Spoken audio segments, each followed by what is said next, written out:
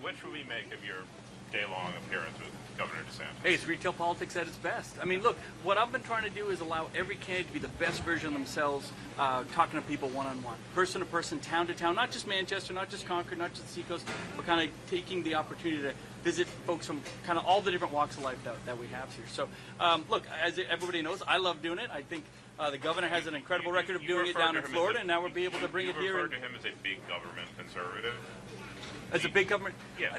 No. Yeah, you want big government. You get out of Washington, D.C., where everything has become centralized. I mean, there's cases criticizing his policies. Well, look, if we're going to get into the new, it's not about the nuances of policy. It's really about the fundamental philosophies of, are we going to have a government that centralizes everything in Washington, D.C., or a government that believes in governors, that believes in the states, that believes in individuals to kind of capitalize on what we are very proud here, and that live free or die spirit, right? That individual responsibility where individuals have more connection to their states, more connection to their towns, their cities, where that control really is. Put it back in the hands of citizens and in the states where decisions get made at a real level, and where, again, governors don't just talk. Policy's easy, but executing on that policy, that's where governors, I think, can really stand out from the crowd. Do you consider yourself a big government? Governor Sununu, do you believe this is a two-man race in New Hampshire?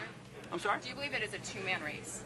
No, look, I think the race is actually wide open. I think there's 3 or 4 candidates that are clearly surging ahead.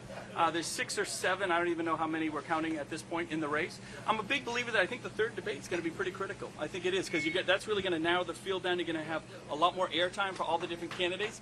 But that's on the national stage. Where the conversation is happening is right here in New Hampshire, with the candidates, with the individual citizens on the ground. And that's the opportunity to show the rest of the country how the conversation is evolving, at least with the candidate side. With Donald Trump, there's no conversation happening. He literally kept all his supporters behind a rope line yesterday. He won't let anyone get anywhere near him. He doesn't want to engage, and he tries to remind everybody that he somehow wasn't president for 4 years. He was president for 4 years. He didn't get the wall done. He didn't show fiscal discipline. He was the epitome of a big government conservative. He tried to do everything himself out of the White House, and nothing actually got achieved or accomplished. When you have somebody like Governor DeSantis, who has been in Congress, he's been in Washington, he's been a successful governor in a big state like Florida, which is a very important role, being able to see things from big vision, that to carry that type of success story, right? What he did with the hurricanes, what he did with controlling taxes, what he did with managing the pandemic, far better than Donald Trump did.